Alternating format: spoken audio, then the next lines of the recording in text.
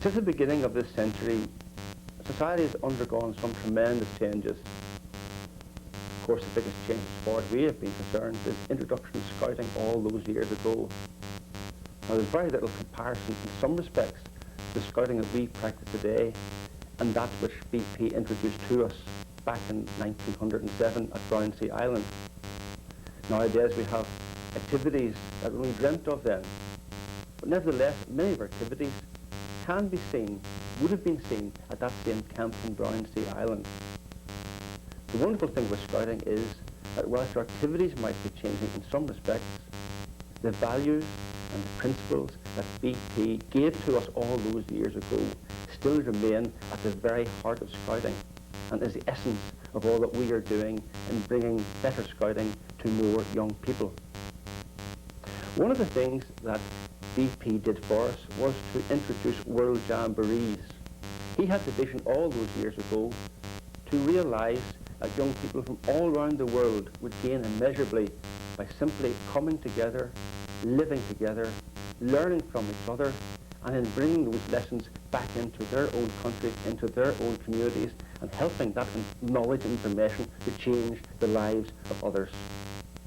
The very first World Jamboree was held in London in 1920, and at that World Jamboree, BP was declared Chief Scout of the world. The first Chief Scout of the world, the only Chief Scout of the world. Another major milestone came with the Arrow Park World Jamboree in Birkenhead in 1929. A World Jamboree that was a huge success and marked by the fact that BP sent out golden arrows to all corners of the world.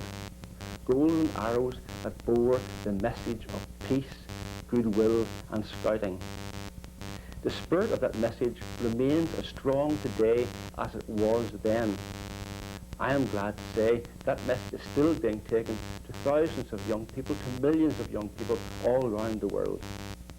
In looking at those major milestones and in looking at modern scouting today, we will see that not only are we proud of what we have done in the past, not only are we interested in the history of our movement, but we can use that experience as a foundation for modern youth, foundation for today's young people, and a launching pad for scouting for tomorrow.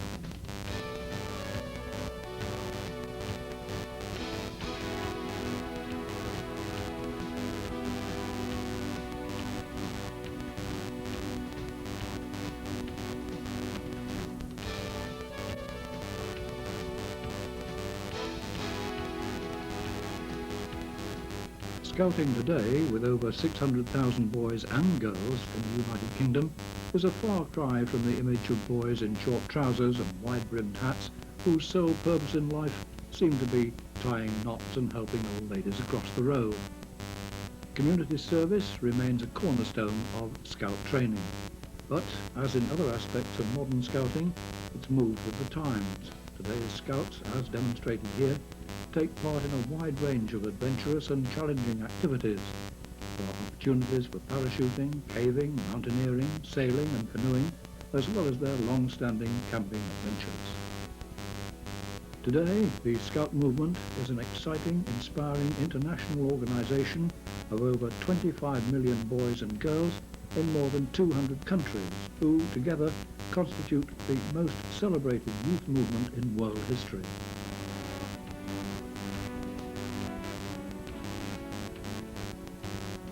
The aim of the Scout Association is to promote the development of young people in achieving their full physical, social and spiritual potentials as individuals as responsible citizens, and as members of the local, national and international communities. The method of achieving this aim lies in providing an enjoyable and attractive scheme of progressive training based on the Scout promise and law and guided by adult leadership.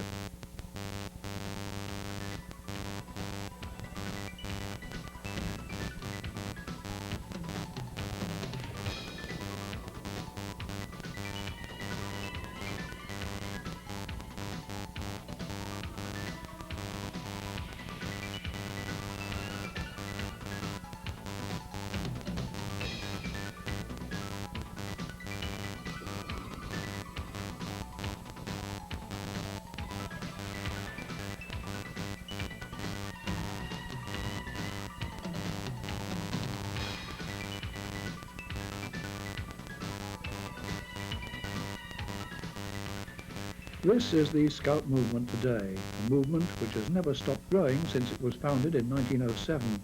And since that date to the turn of the millennium, there have been over 250 million Scouts. But let's pause for a moment and turn back the yellowing pages of time to trace the origin and the development of this remarkable organisation. The successful defence of Mafeking during the 217-day siege in 1898 made Robert Baden-Powell a hero at home. He became a Major General at the age of 43. In Mafeking, he formed boys into groups to carry out responsible jobs and was impressed by their resourcefulness. As a hero, his face was to be found everywhere. During the siege, he wrote his book, Aids to Scouting. On returning to Britain, he found his book was being used by youth leaders all over the country, and so he decided to rewrite the book for boys. To test his ideas in practice, BP decided to try an experimental scout camp for 20 boys at Brownsley Island in Dorset. This was in August 1907. He was helped by friends and the Boys' Brigade, who brought along some local boys. Others at the camp included sons of his friends. With the success of the camp, he toured the country, propagating his ideas. On the 24th of January 1908, he visited the YMCA Birkenhead, today the site of Primark and Virgin. Here, he publicly launched the idea to much enthusiasm. In 1910, BP unveiled a plaque in the YMCA Birkenhead to commemorate the occasion. Local Scouts still have a letter from him written in 1908 confirming the announcement. It's difficult to establish which was the first troop, as many claim this honour from Glasgow to Sunderland and from Wolverhampton to Plymouth.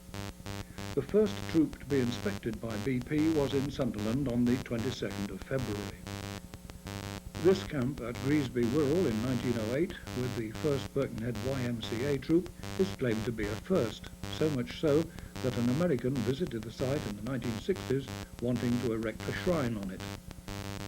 The first Birkenhead YMCA, now defunct, attended many early camps and claimed to have been the only troop to have paraded before King Edward VII.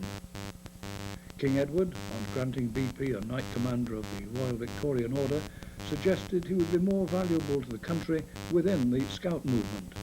So quickly did the movement grow, a rally at Crystal Palace in 1909 attracted 11,000 Scouts. It soon grew throughout the rest of the world. George V granted the movement a royal charter in 1912 and became its patron. Rallies took place all over the country, such as this one in front of St George's Hall, Liverpool in 1919. In 1916, a Wolf Cub section was formed, and in 1918, the Rover Scouts for over 18s came into being. At the first World Jamboree, an indoor event at Olympia, London in 1920, BP was spontaneously declared Chief Scout of the World. The first outdoor jamboree in Copenhagen, Denmark, set the pattern for the future. What was Scout life like in those early days? This recruitment film of 1921 gives us an insight. Tim is a bit of a scallywag. He picks a fight with Jack the Scout. But as luck will have it, it's Jack that gets the punishment. Tim feels guilty, but soon is all forgiven and they are friends. Jack thinks Tim will make a good scout and shows him BP's Scouting for Boys.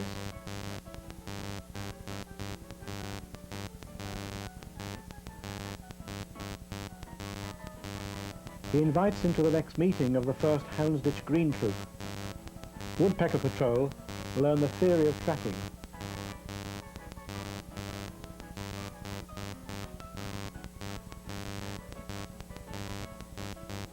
Owl Patrol learn how to grind an axe.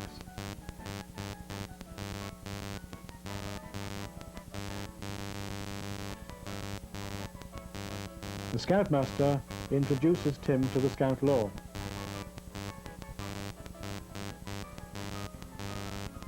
And then time for recreational games.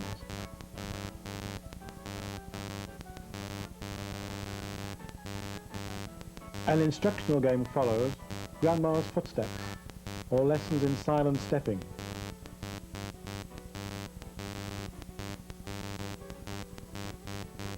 At the end of the meeting, Tim is interviewed by the Court of Honour, the executive council of the group.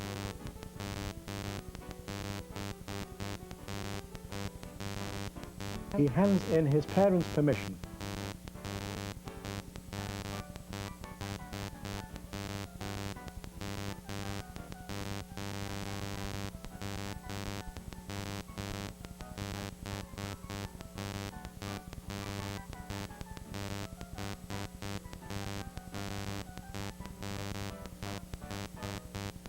After discussion, Tim is voted as a member and welcomed to the troop.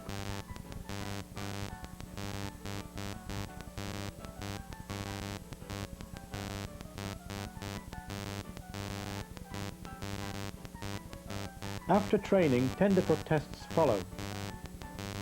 It is necessary to learn tracking, the patrol call, signs and salutes.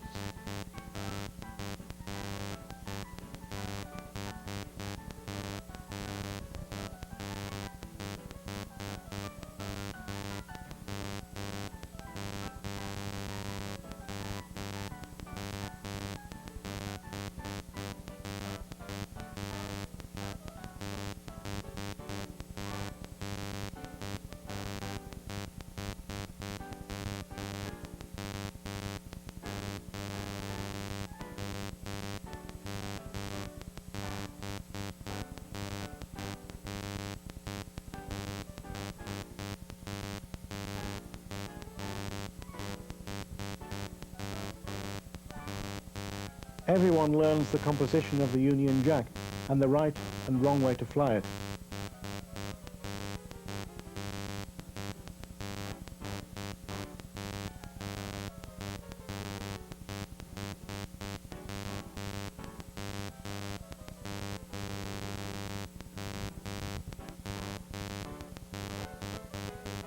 There are many knots to learn and how to use them.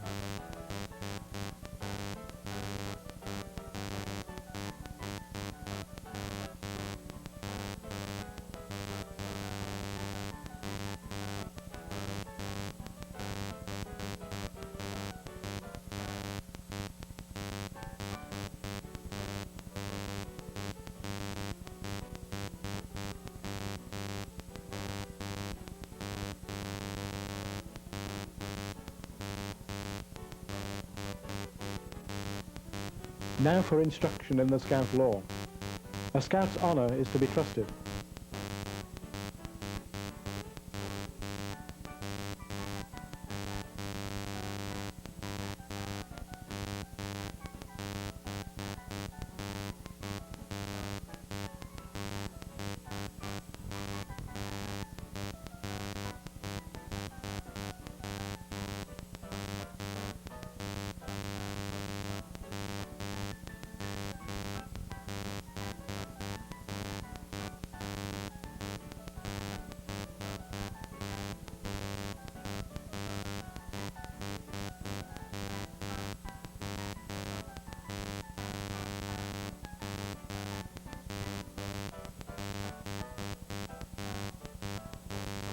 A Scout is loyal to the King, his country, his officers, his parents, his employers, and those under him.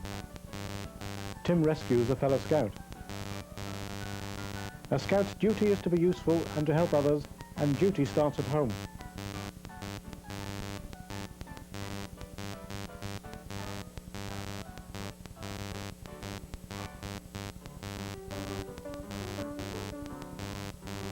A scout is a friend to all and a brother to every other scout, no matter to what social class the other belongs. A scout is courteous.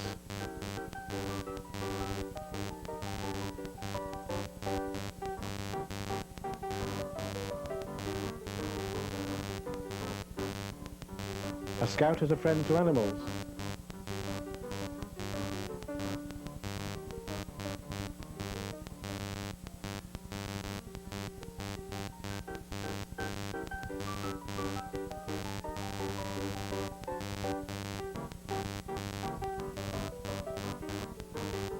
A scout obeys orders of his parents, his patrol leader or scoutmaster without question. A scout smiles and whistles under all difficulties. A scout is thrifty. 2 and 6pence goes a long way. A scout is clean in thought, word and deed. Tim resents the smuttiness of a schoolmate. All goes well, and it is time for investiture.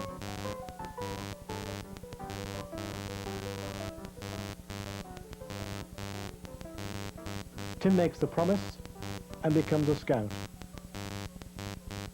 I promise on my honor to do my best, to do my duty to God and to the King,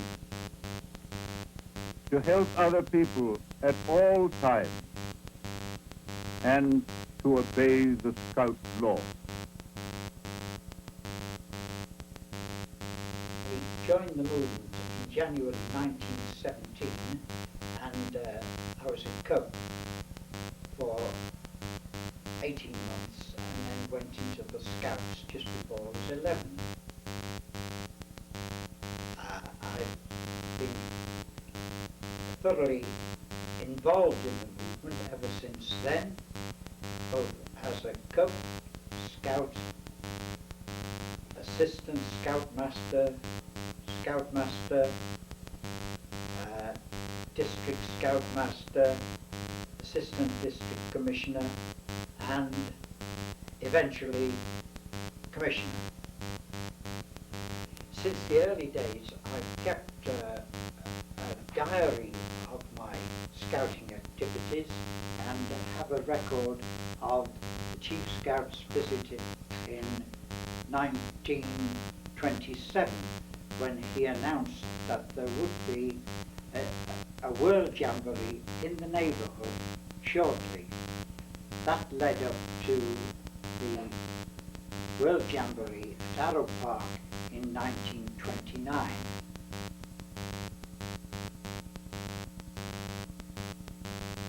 The venue for the Coming of Age World Jamboree came at the suggestion of the Birkenhead Scouts Association to the Town Council.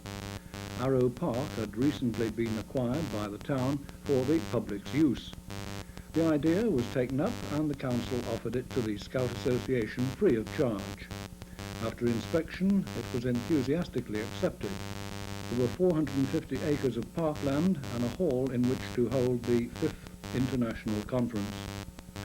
A local committee was set up under the chairmanship of Sir Arnold Rushton, President of the Liverpool Scouts Association, and he involved the Lord Mayor of Liverpool together with the mayors of surrounding towns including Birkenhead, Wallasey, Chester, Bootle, Southport, Manchester and many others. Local subcommittees looked after detailed aspects such as catering, health, transport and excursions. Heads of local business undertakings became involved and the whole of Merseyside enthusiastically took on the task. Scout headquarters in London had committees looking after national and international interests. Publicity was important. Scouts would be coming from all parts of the country, the Empire and the rest of the world. The Danes chartered a ship for 1,500, the French arrived at Tilbury and took a fleet of special trains to Birkenhead for 2,000 of them, and there were special scout liners from the USA. The Germans hiked from Hull. The quest of the Golden Arrow was the theme, a symbol of peace.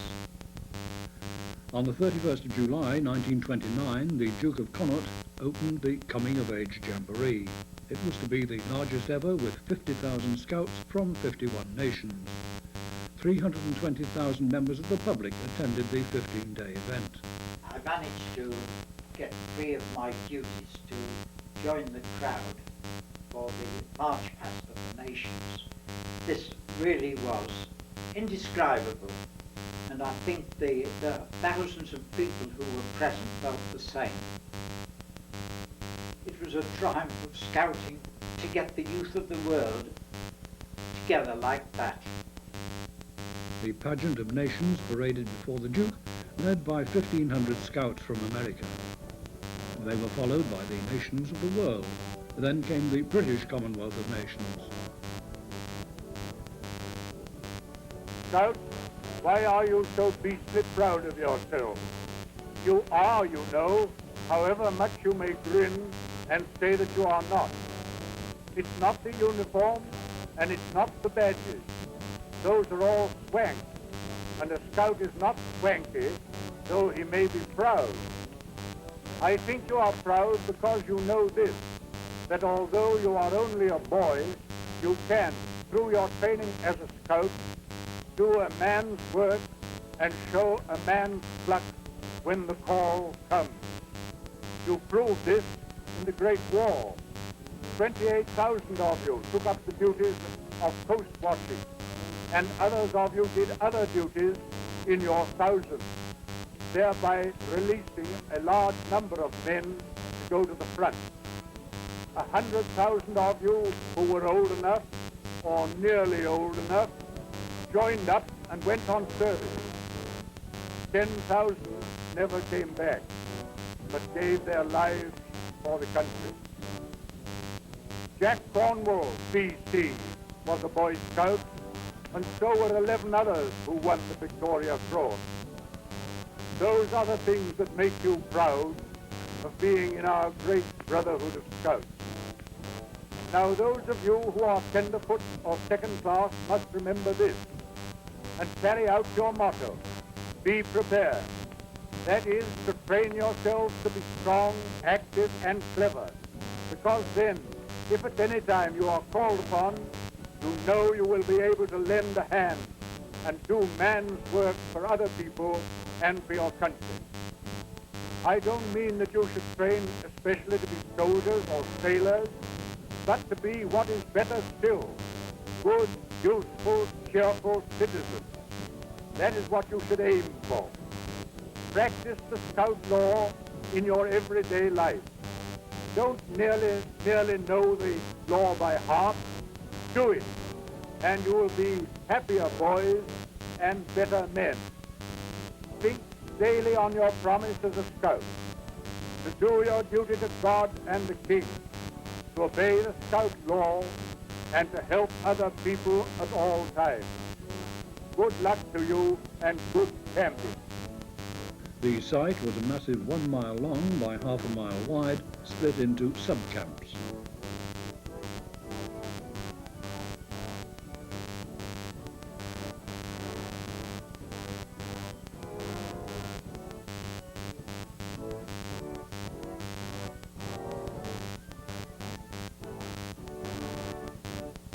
It was a Dutch scoutmaster that christened it the Mudbury on account of the excessive amount of rain causing mud everywhere. All were cheerful as they slithered along. In spite of the mud, 50,000 scouts soon settled down to 2 weeks of camp life.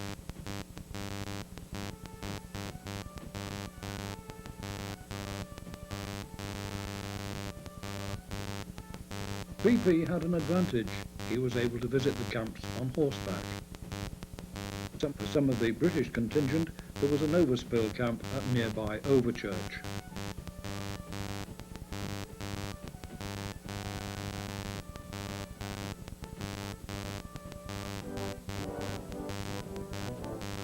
The Jamboree Market was like some foreign boulevard. In addition to the mud, there were all sorts of facilities for buying snacks, gifts, film, Boots the chemist, even the bank manager was a scout.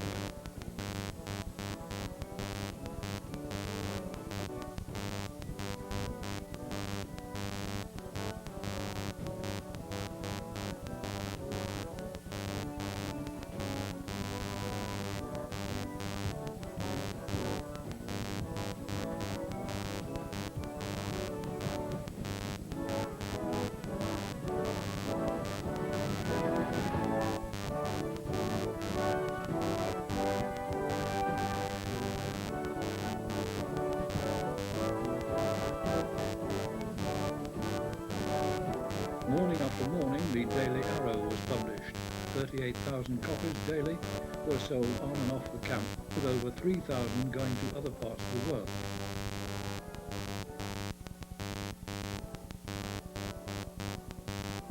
Editor Hayden Dimmock planned the newspaper, although after issue 5 he was rushed to hospital with pneumonia.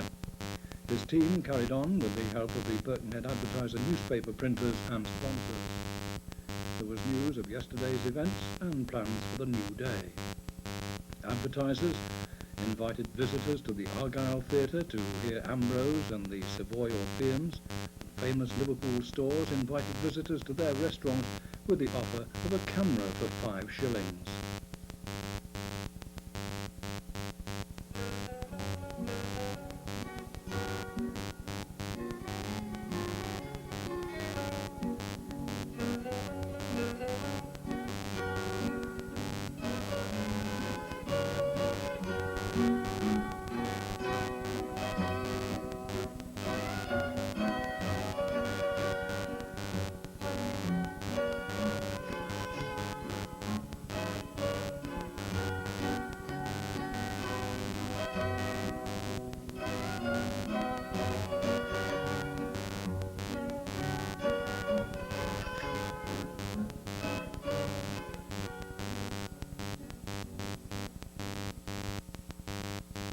The American Army came and put up the American camp, and the kitchens moved in, and the cooks moved in, and then the boys moved in to find everything already prepared for them. But the rest of us did the best we could with our rations and the mud. Saturday, the 3rd of August, was the Sea Scouts event at West Kirby on the lake on the River Dee. BP read out a message from Prince George, Chief of Sea Scouts, regrettably absent through illness. The Hungarians performed first on new-style water skis.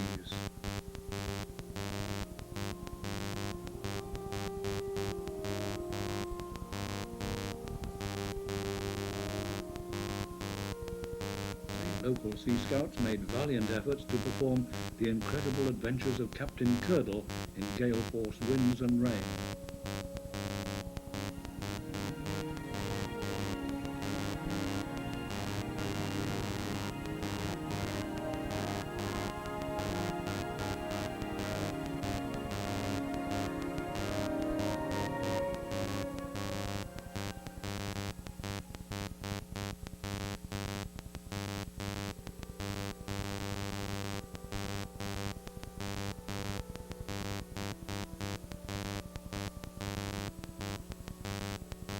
After crossing the River Mersey by ferry on the last Sunday, the Scouts marched through Liverpool and received a warm welcome from vast crowds all the way to the partly built cathedral, which wouldn't be completed until 1978.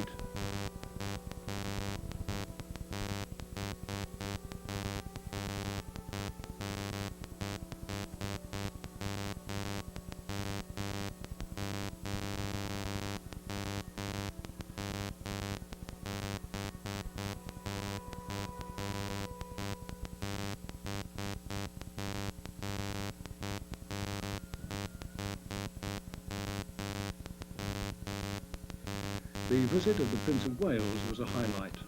Alderman Solly, Mayor of Birkenhead, greeted him at the borough boundary after the Prince was met at Hooton Aerodrome by the Lord Lieutenant of Cheshire. Having spent the night in a tent, the Prince was delighted to wake up to the sunniest day of the Jamboree. After touring the camps, this is the American camp, he took the stand with BP to salute the Parade of Nations.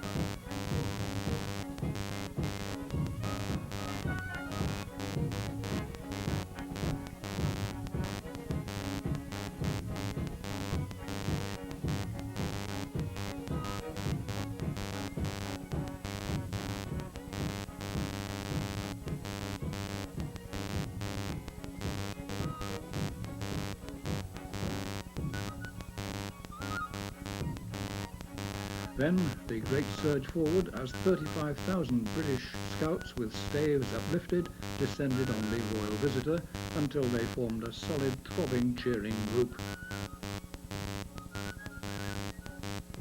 The Prince read a message of welcome to all nations from the King. The message also conferred a peerage on the Chief Scout, who took the title Lord Baden-Powell of Gilwell, after the name of the Scouts International Training Centre. For BP, now in his early 70s, it was probably the pinnacle of his career. It was the duty of Christian Home, President of Denmark's Scouts, to present a Rolls-Royce and caravan on behalf of 1.25 million Scouts of the world, made possible as a result of a penny collection. On the final parade, BP symbolically buried the hatchet of war in the midst of a barrel of golden arrows. From all corners of the earth, you have journeyed to this great gathering of world fellowship and brotherhood. Today, I send you out from Arrow to all the world, bearing my symbol of peace and fellowship, each one of you my ambassador, bearing my message of love and fellowship on the wings of sacrifice and service to the ends of the earth. From now on, the Scout symbol of peace is the golden arrow. Carry it fast and far, so that all men may know the brotherhood of man. To all corners of the compass, the Chief Scout sent 4 golden arrows of peace and friendship. Swiftly, they radiated from hand to hand until they had travelled throughout the nations of the world. As a gesture of gratitude to Birkenhead Corporation, the Imperial Scout Headquarters donated a statue of a Scout in commemoration of the Jamboree of 1929, inscribed with an extract of BP's farewell speech. At 3 o'clock on the afternoon of the 12th of September 1931, Lord Hampton, second in command of the movement, arrived with Councillor E.J. Hughes, Mayor of Birkenhead, and also present were Lieutenant Colonel G. Walton, HQ Commandant of the Rover Scouts, and Hubert Martin, Director of the British Scouts International Bureau. Alderman Solly, Mayor at the time of the Jamboree, was also there.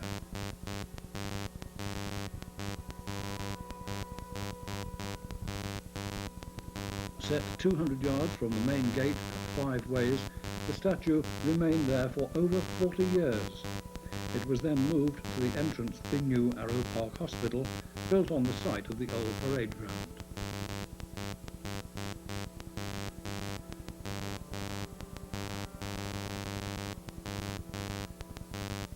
At the age of 74, BP was considering his future, but he was to live another 10 years. At the time, he lived in a house called Pax Hill in Bentley.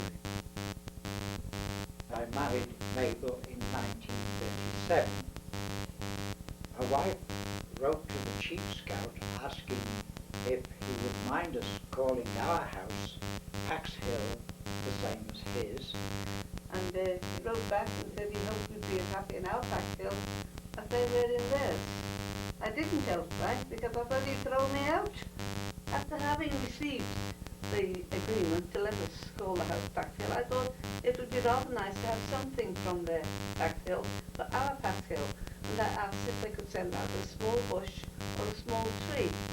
And that is now the ash tree that they sent up. It is now in the garden. It is a wonderful tree. BP's last jamboree was to be the one in 1937 in Vogelensang, Holland. I wish you a long and happy life and lots of good camp.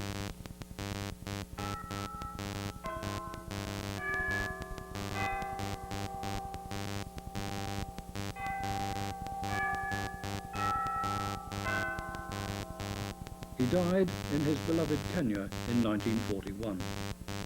Towards the end of his life, he prepared a farewell message to Scouts for publication after his death.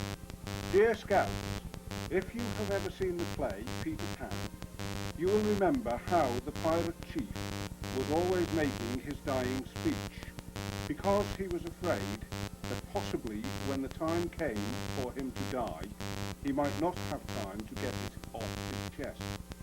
It is much the same with me, and so, although I am not at this moment dying, I shall be doing so one of these days, and I want to send you a parting word of goodbye. Remember, it is the last you will ever hear from me, so think it over. I have had a most happy life, and I want each one of you to have a happy life too. I believe that God put us in this jolly world to be happy and to enjoy life. Happiness doesn't come from being rich, nor merely from being successful in your career, nor by self-indulgence. One step towards happiness is to make yourself healthy and strong while you are a boy, so that you can be useful and so can enjoy life when you are a man. Nature study will show how full of beautiful and wonderful things God has made the world for you to enjoy. Be contented with what you have got and make the best of it. Look on the bright side of things instead of the gloomy one. But the real way to get happiness is by giving out happiness to other people. Try and leave this world a little better than you found it. And when your turn comes to die, you can die happy in feeling that at any rate you have not wasted your time, but have done your best. Be prepared in this way to live happy and to die happy.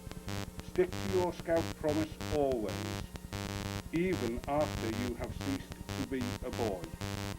And God help you to do it. Your friend, Baden Powell of Gilwell. He had been Chief Scout of the world for 20 years. No one else would ever hold this position.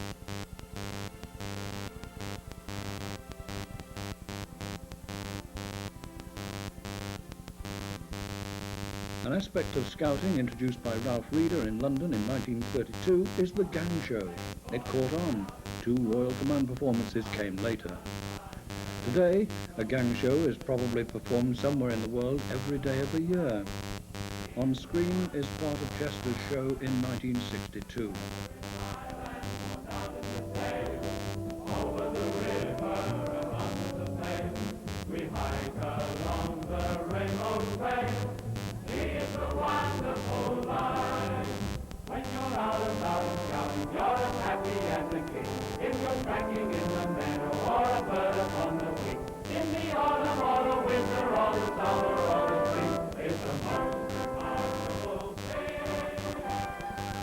Ralph Reeder's songs have been translated into all languages, a unique achievement.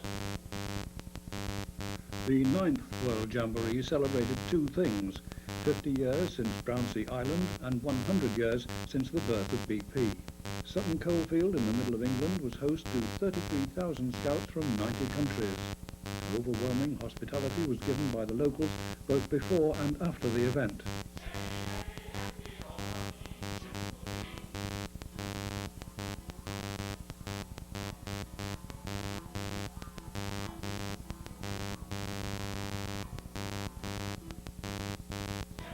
Sutton Park, a beautiful natural park, was the setting. The site was divided into 5 sub-camps named after earlier jamborees: Copenhagen, Arrow Park, Cavallo, Vogelansang and Wassen.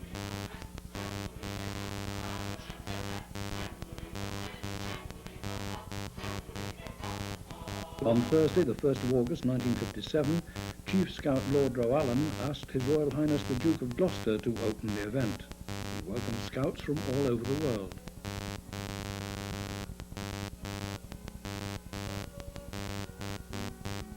After the opening ceremony, he toured the ranks of over 30,000 scouts.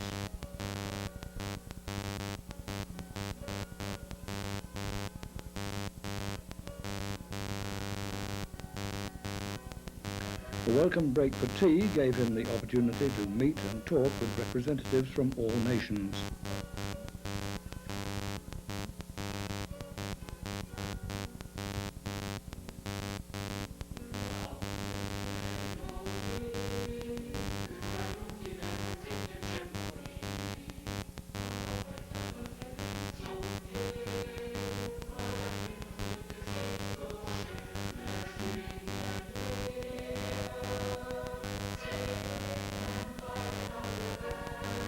He then took time to tour the camp, to meet the people and watch some of the displays.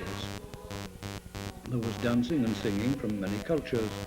Here are New Zealand and the Caribbean.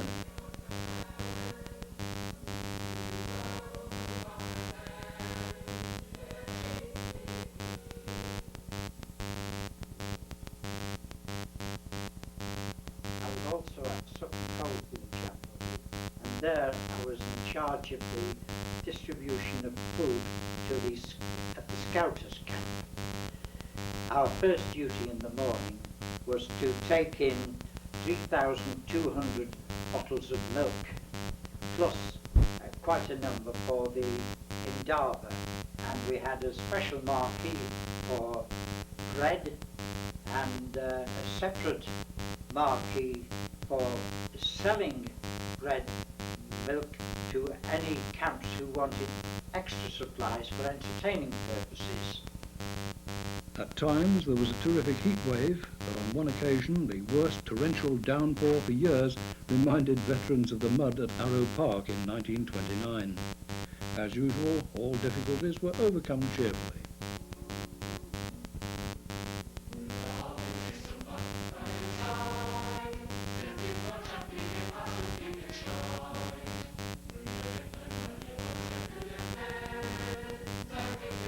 The Germans really looked after themselves, with whole pigs being cooked on a spit.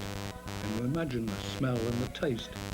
For most people, food was quite the normal variety, but the consumption of 5.5 million eggs was quite something.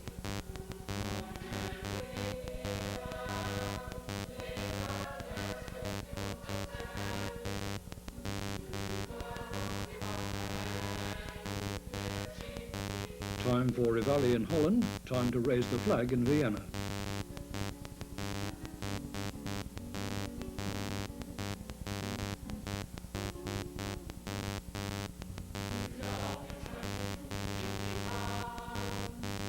Scouts of the USA were well represented and provided hospitality for many nations.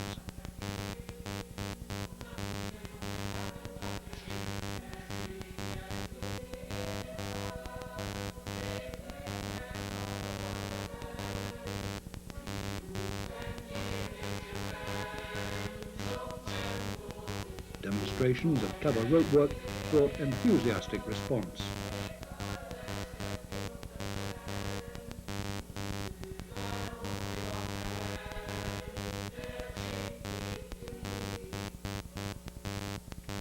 In the arena, different nations performed each day. On this occasion, it's the Maoris from New Zealand. The Jubilee Journal was published daily and distributed throughout the camp by Sutton Coldfield Scouts. For the first time in the UK, commemorative stamps of various values were issued by the post office.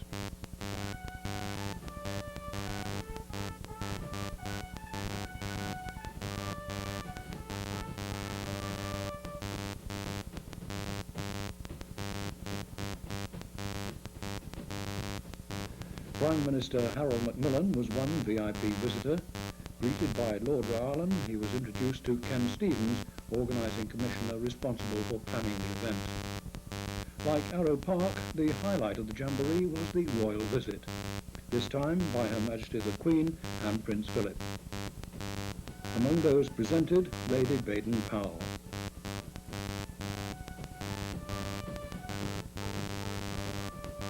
Camp Chief Sir Robert Lockhart had the honour of guiding the royal party. First of all, they went to the hospital provided by the Royal Air Force. After the parade, they visited the rest of the sub-camps.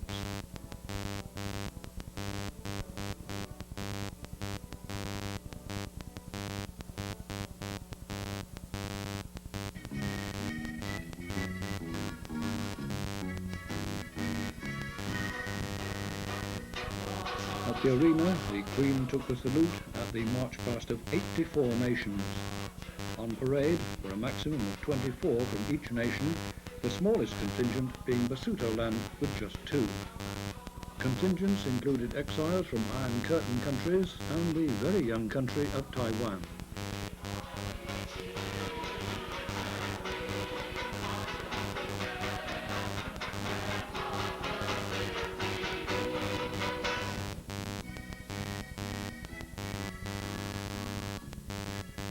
For Sutton Coldfield, the whole event had been an outstanding success and a credit to the borough.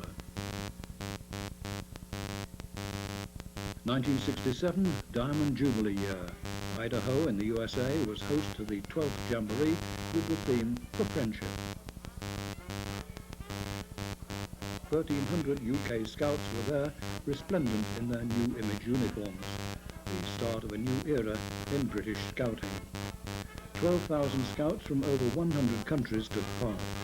The Americans laid on a true Wild West rodeo and a grand fireworks display at the finale celebrating 60 years since Brownsea Island.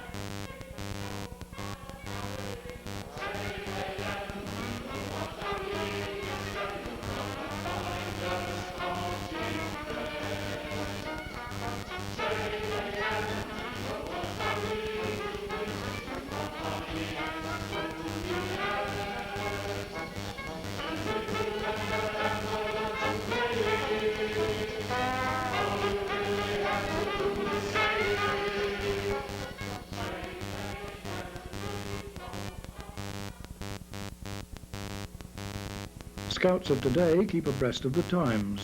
It's the largest voluntary youth organisation in the world. The choice of activities available today could hardly have been dreamt of 90 years ago. Since 1991, the Scout movement has been open to both male and female members of all ages. Each group can choose to function as a single-sex or mixed group, and most districts have some mixed groups. In the Beavers, there are places for 6 to 8-year-olds and from 8 to 10 in the Cubs. Young people from the age of 10 to 16 can become Scouts, and once over 16, they can choose to enter the Venture Scouts with an opportunity to reach a high level of achievement.